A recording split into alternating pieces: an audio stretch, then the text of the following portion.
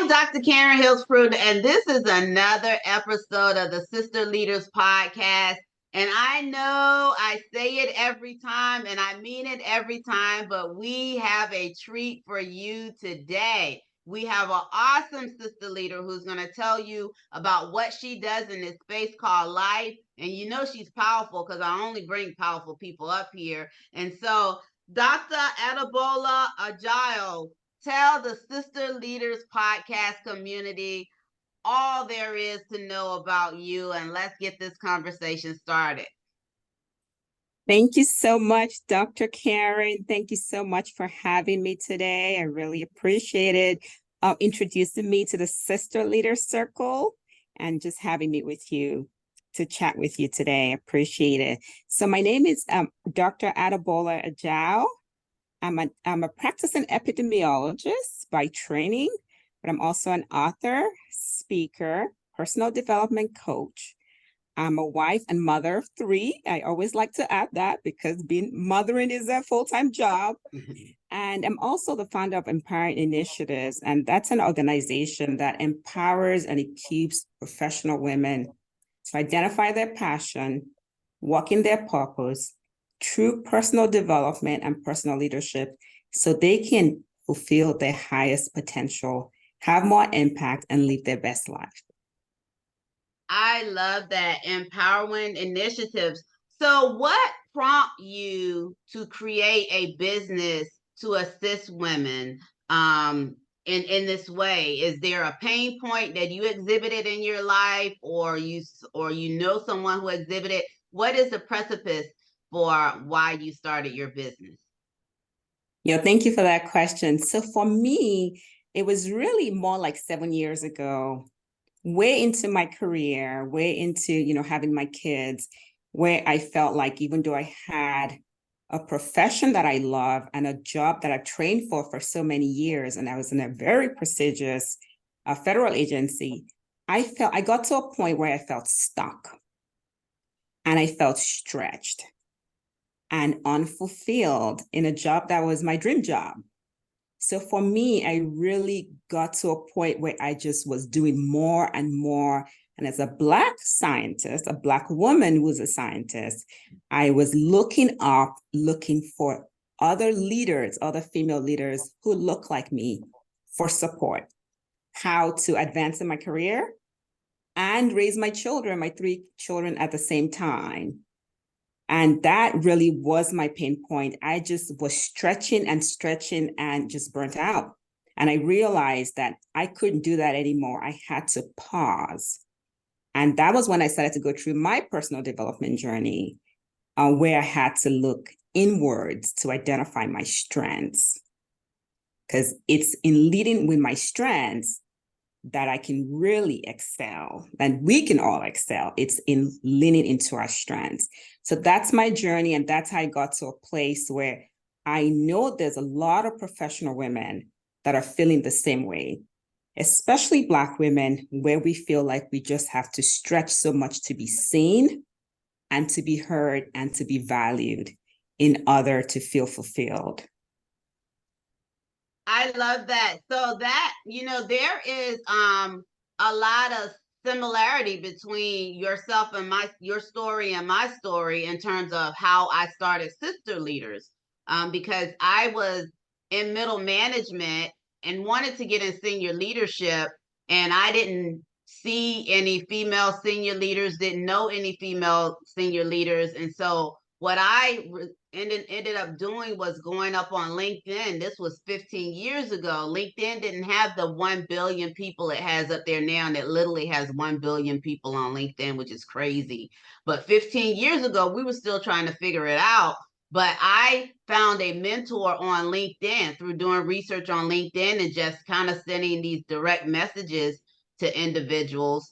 And one of the 2 people that I sent a message to, she said she would be my mentor, and it came with a price tag. It was $350 an hour. And, back then your girl wasn't rolling like that, but I made it happen because I needed the mentorship to tell me how to focus myself to get ready for senior leadership. And so when there's an absence of who to go to or a blueprint or something like that, then since I went through that situation of me having to seek out a mentor, I created sister leaders that have an organization where the mentors are already on deck.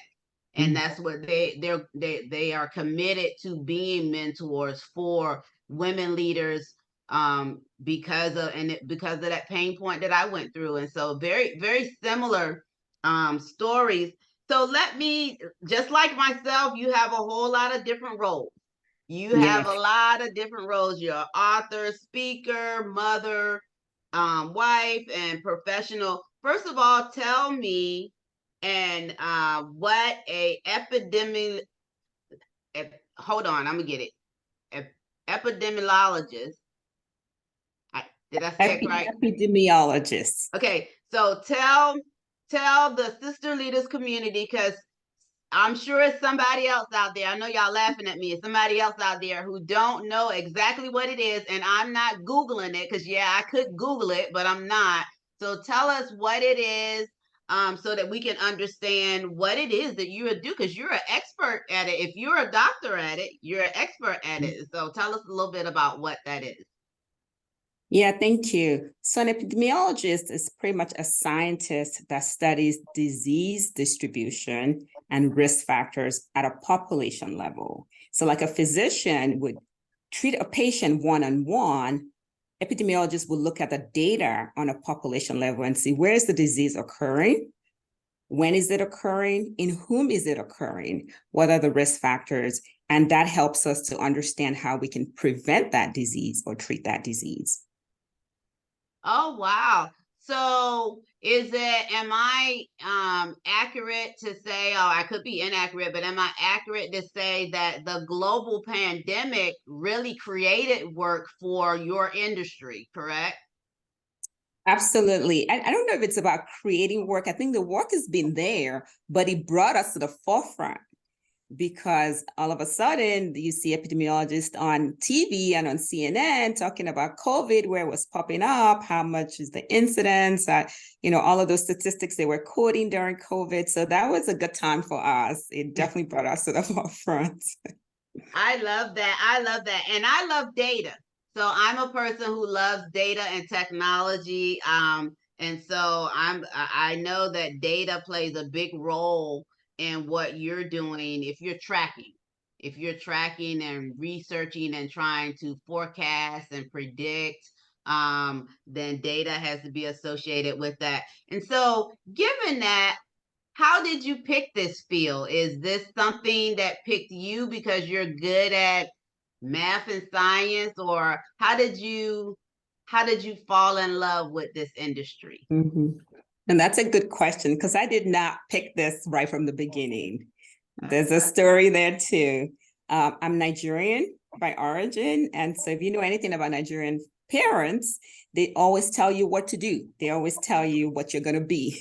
So they told me right from the beginning, you're going to be a physician, right? Because I'm good at science. I'm a good student. I was a good student. So, naturally they look at you and your abilities and they say, well, you look like you'll be a good doctor. So that was the original plan. Then I came to the US when I was 17. I went to college to study biology because I thought that's what every potential doctor does. I studied biology, and in my last year of college, I took a course in epidemiology, and I loved it. And I was like, okay, why I'm trying to figure out this MCAT thing? Let me go get a master's in public health and with a concentration in epidemiology and biostatistics. And I just loved it. And I spent the next 5 years working in clinical research. And I loved it so much. I went and got a doctorate in it because I did realize while I was working in it, if you want to make decisions, if you want to get your own grants, if you need to go higher. So I went and got a doctorate full-time for 5 years, had my kids somewhere in between. And so there was really even though I say it wasn't chosen for me, there was still a path. It's very much related to medicine. I work with a lot of physicians and pharmacists in the work that I do. So it is, that's how I fell into it. And I feel like even if I'd become a physician, I probably would still have ended up here because I really enjoy really looking at the disease at the population level and understanding who's more likely to get what disease based on, certain comorbidities they have or certain family risk factors they have. I love that. So one of your other hats is that you are a author. And Mm-hmm. so tell me about your publications. Tell me why you are published, why you decided to publish, and then tell me about your publications. Yes, so everything is connected, right? So after my doctorate, I started my career working for this prestigious organization. Was there for about 7 years. And again, like I mentioned earlier, feeling stretched. I'm ambitious and I always wanted to do more. I always wanted to grow. So I just got to a point where I was feeling stuck and I felt like it wasn't sustainable at the rate that I would take on volunteer for every project just to be seen. Mm-hmm. And I had to pause, like I said earlier, and kind of look within and say, okay, this is not sustainable. How do I do this better? And so I looked inwards, I started to understand my gifts, and really some of the adjectives that I noted in myself on that journey is that I'm a good communicator. I'm someone that empathizes with other people. I have emotional intelligence. I'm someone who likes to lead others, and someone who likes mentoring. I'm nurturing. And so through my personal development journey, I decided to pivot and start to take on leadership positions, start to, lead projects and lead teams. And I realized that I really shine in that area because I'm just a very logical person. I can look at things from a big perspective, but I can also dive deep into the details. And I really enjoy mentoring others because that was part of my pain points, not having a female mentor. Anyway, I did have male mentors, but I did not have a female mentor. And so in that journey of personal development is really where I realized that it's really important to understand who you are. It's important to understand your authentic self, your gifts, your skills. And in all of that, I wanted to put the principles that I've learned on that journey together into a book. So I put it into 5 principles. And those 5 principles is really first about mindset. So thinking the way you think, your thoughts and your beliefs really shapes your habits and really shapes how far you can go. So of the 5 principles, the first one is think big. And then the second one is face your fears, which, for every next level that we try to go to, there's a fear attached to it. And so when I decided to pivot and start to take on those leadership positions, there were fears attached to that. Would I be able to do this? Would I be able to manage it with my responsibility of being a parent? So there's fear attached to that, and I had to face each of those fears. And I'm still practicing those principles right now. The other 3 are finding the right knowledge, finding mentorship, peership, and a community, and taking action. So I put all of that into a book because I do believe that every woman needs to lean on those principles in order to be able to really fulfill their potential. So I've lived it, I'm living it, and I wanted to share it with other women. And the title of that book again is what? Empowered Woman. Empowered Woman. Absolutely. I love that. So let's talk about being a woman and being in a industry where I'm assuming there's not a whole lot of women at the high level. Or tell me about, is your industry prevalent with women doctors, or is it a lot of testosterone up there where you are? It's a little bit of both, but I feel like high up you see more men. Obviously, men don't have to deal with the same burden of raising children or being, mainly responsible to be that caretaker. And so you see a lot of women shying away from taking up those leadership positions, especially at a younger age. So when their kids are young and they are, they filled with a lot of activities, I think women tend to shy away. Men don't have the same type of challenge, and they can really work into the night, and they can, they don't have to pick up the kids from school because the woman does a lot of those, and then taking care of the food, taking care of all the homework that's coming from school. So I do see, even though there are a lot of women in my field, you do see more men at the leadership positions, or men tend to grow much faster at a much faster rate. And maybe women would wait until much later in life before they start to take on those leadership roles. And if they wait till later, is it difficult for them to move up when they're ready if it's at a later time? Because a lot of times when I'm in senior leadership, I've been in senior leadership for 15 years. A lot of times, sometimes your trajectory is fast because you're hot. Let's say you're hot, for the lack of a better word. Your career is hot. People see you. They know the problem you solve.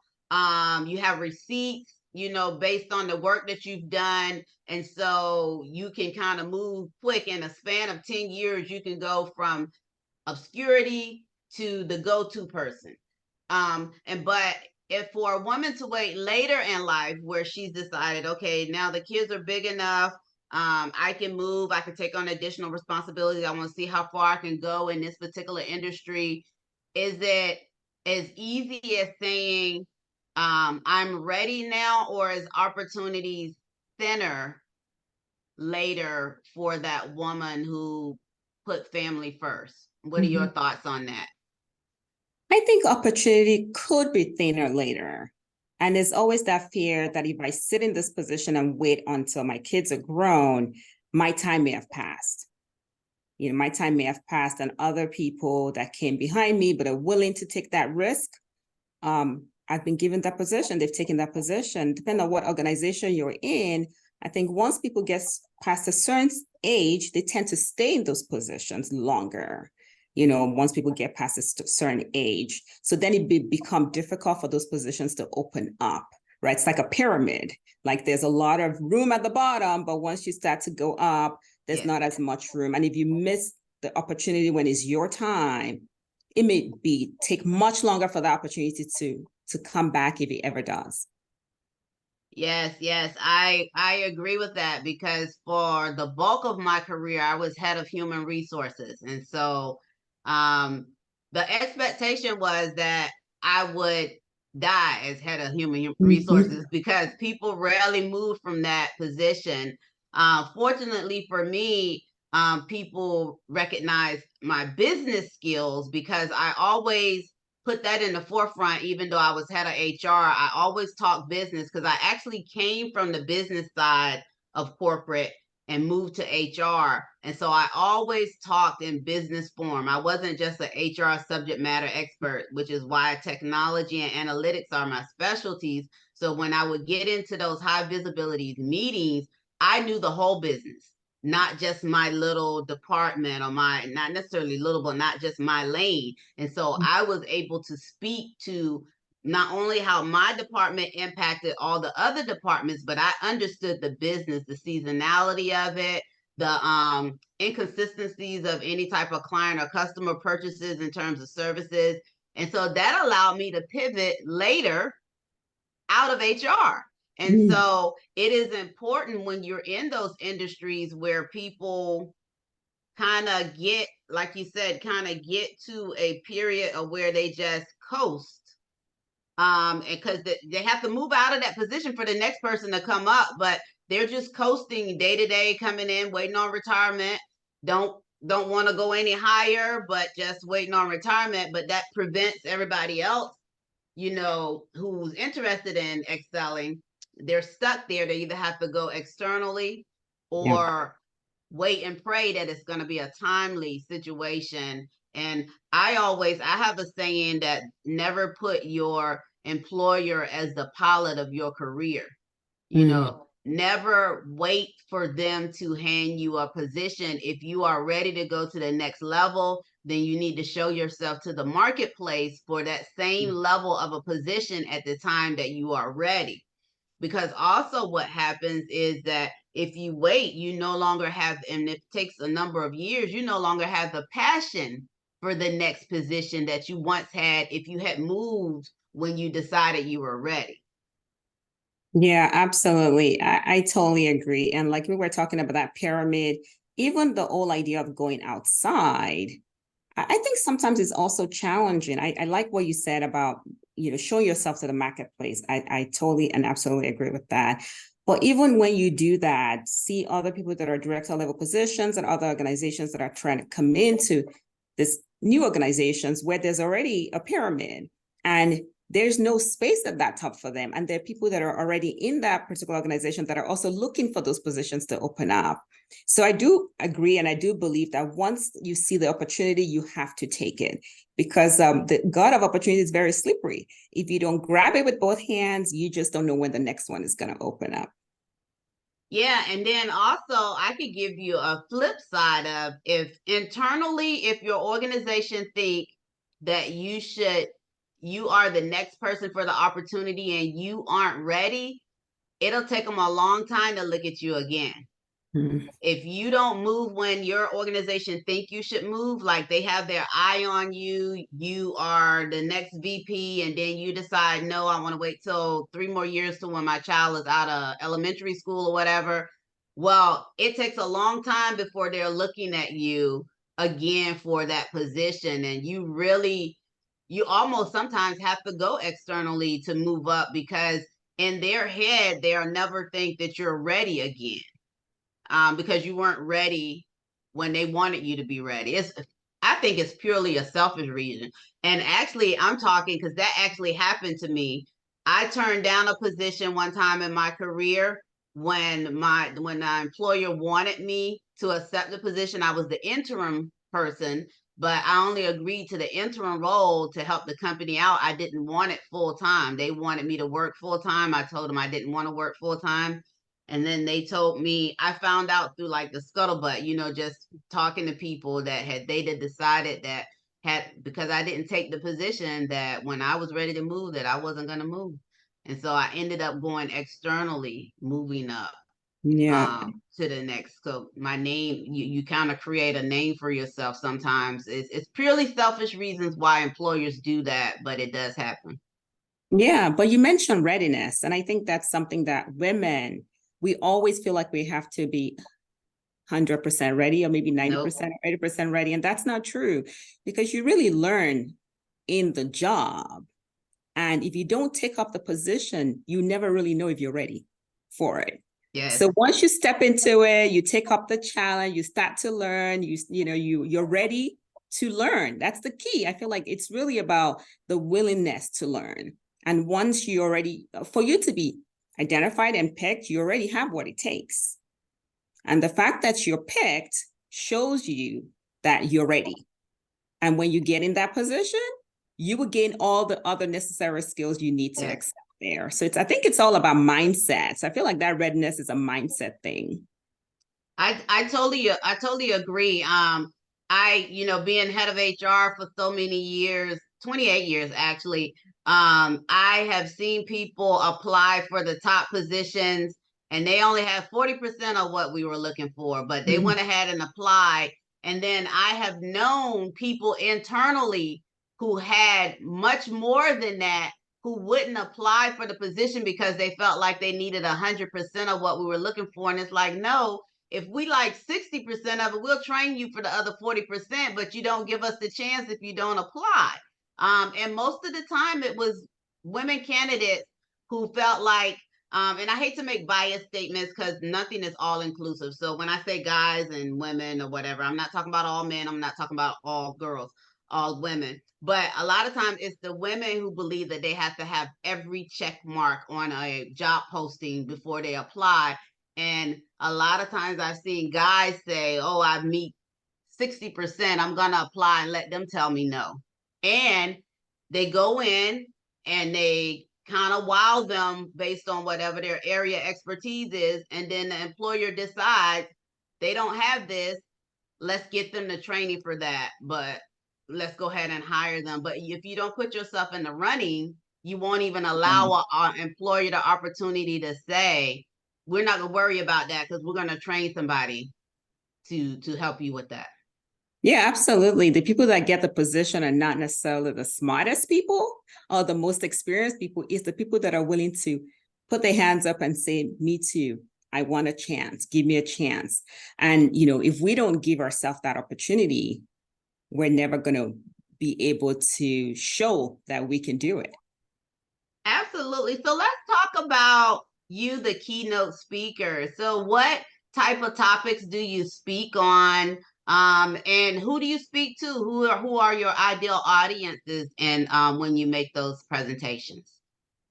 Yeah, so my ideal audience is really professional women because I've been there in that place where I was stuck and I was looking for how to harness all my skills and harness all my strengths, and pivot and figure out what type of positions really utilizes my strengths. And I'm surrounded by a lot of highly educated women, physicians, that are in the job and they're not happy in the job. This was a job that they thought they were, going to love. But as you do the day-to-day thing, getting the day-to-day grind of work, they lose sight of their purpose and they lose sight of why they're in that job. And so my talk is really about reminding people you need to identify why you're in that position. You need to identify why you're in that job, understand what your purpose is, and make sure you're in the right job that's aligned with your purpose and aligned with your skills and aligned with your strengths. Because when you connect who you are with what you do, it really allows you to shine. That's how you live to your fullest potential and you live your best life, especially when you're connected to serving others. So if who I am connects with what I do and who I'm serving, then I'm really able to live out my best life in that way. So really using those 5 principles, so I go deep into the 5 principles and I give certain tools under each of those principles that professional women can use to, train their mindset, for example, and, take action and find communities and peers in order to reach that potential. We have to connect who we are with what we do and who we serve. I love that. And I believe everything starts with the mind as well. Once you, if you don't have the right thoughts about what you're doing, positive thoughts about what you're doing, that it can even impact your overall health in an adverse way. I want to kind of pivot just a little bit about a younger you. Let's talk about a younger you. And so I understand that kind of your um, career or medicine or doctor was kind of the path that was laid before you at a young age. But if you had a number 2 career, what would that number 2 career be and why?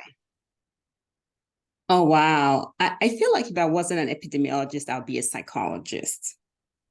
That's a Okay. natural other part of me. And I was actually, I had a minor in psychology in college. So I was already on that path too. And that's just a natural part of me. Like I was mentioning earlier, I'm a very empathetic person. I'm that friend that everybody comes to and talks to about their issues. I get close to people very quickly because I'm constantly listening. I'm a good listener. I'm a good communicator.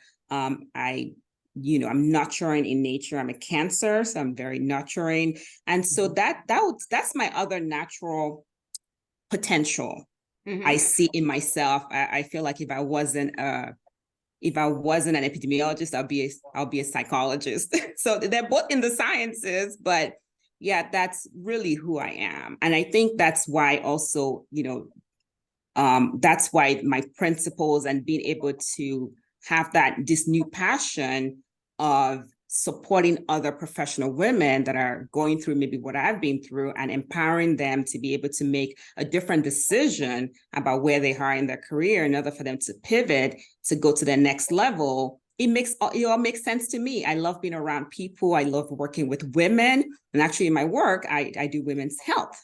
So a lot of the work that I do, I work in contraceptives and drugs for a lot of diseases of women, so fibroids and endometriosis. So that's also the area that I'm in, even in my daily job. So I'm very much gravitated towards people and particularly towards women. So even though I'm an epidemiologist, I'm kind of merging my 2 areas of interest, like, my scientific side, but also my people side. And bringing it all together, even in my new initiatives where I'm empowering professional women to pivot and, move to the next level and reach their potential. So I feel like I'm a psychologist too, in a way, without the degree. Well, and you can use those skills no matter what industry you're in. The empathy and listening, all of that is going to be beneficial in whatever industry you're in anyway, because it helps with our people, our relationships. If you can't have a good relationship if you can't listen. Yeah, absolutely. And I think that's also what makes me excel as a leader, because I really care about my people. I care about my team. I really want them to be seen and heard and nurtured and understand that they're valued. And so that part of me, that almost psychology part of me and that people person part of me is the strengths and the skills that I'm using now in my new positions, in my new leadership positions. Awesome. So down the road, so what is on the horizon for you down the road professionally? Is there anything that we can help support you in, or we can buy or read or attend, or tell us about anything that you got going on down the road? Yeah, you can definitely support my book that I have right now. It's Empowered Woman, 5 Principles for Living Your Best Life and Fulfilling Your Potential. I'm definitely looking to do more writing, maybe in the leadership space. So I might be coming to you, interviewing you, interviewing women in the leadership space to understand the qualities and the things that they've learned on their leadership journey to empower the younger generation of leaders that are coming forward. So that's a book that I'm working on that's in the future. Also, I do workshops in my area. So the principles that I have in my book, I do workshops around them periodically. I put that out from time to time on my social media. And looking to continue to grow in my career, in my professional space, and continue to mentor younger professionals, younger scientists in my space. Yeah, and do more speaking. I definitely want to do more speaking, get on more stages, get my message out, because I do feel like it's a necessary message. It's something that a lot of women need, especially dealing with, wanting to climb the corporate ladder and, nurture your family at the same time. I do feel like it's a constant battle and challenge for women. So being able to support them and give them the tools that they need to do that balance and shift their mindset to be able to take those next steps. I love that. And so, before we close out, so tell them how they can stay connected with you. Any social media, anything you want to share, any information that they can find you, where they can find you and stay connected to you. Yeah, absolutely. You can find me on Instagram. I'm an empowered.woman 2021. I put out some motivations on Mondays. I put on Thanksgiving Thursdays, because one of the tools that I teach about is gratitude.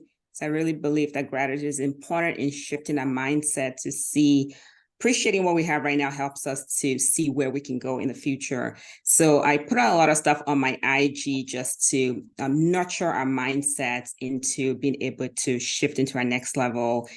You can also email me at empoweringinitiativesmd@gmail.com. I also have a website, empoweringinitiatives.net. So all of those, you can find me there and contact me and reach out to me and see whatever programs I have coming up on those social media spaces. I love that. And so I will go ahead and move into the outtake. This has been a wonderful discussion. I'm going to encourage you to stay connected to Dr. Adebola. I say it again. Ajao. Ajao. And I'm going to spell her last name Ajao. For those who are listening and who may not be looking at the video, so that you can look her up, so that you can look her up. So this has been another discussion. I am excited. Of course, I only bring interesting people up here. And so I'm going to be Googling after this interview so that I can learn a lot more about what it is that she is doing, because, I am one of those inquisitive people. And so I'm going to be looking up some things and learning some things. But I will encourage you We have the Sister Leaders Conference that is coming up on October 4th and 5th. It's going to be at the Rivers Casino in Portsmouth, Virginia. Of course, you know, our theme this year is more women deserve to be seen more, heard more, and paid more. And so we've already secured our lineup, our keynote speakers. We're also going to have our conference anthology this year, which is Grit and Grace, Women Redefining Leadership. And so we're going to have women telling their stories and experiences of how they were able to succeed in their industry their way, regardless of the obstacles. And so I am just excited about what is all to come leading up to the conference. And I'm excited about the conference because this will be the first fully in-person, live stream, and virtual. So we will still be international because we're going to live stream. We'll be in person. And so this is exciting, exciting times. And so I am Dr. Karen Hills Pruden, and this has been another episode of Sister Leaders, the podcast. Bye.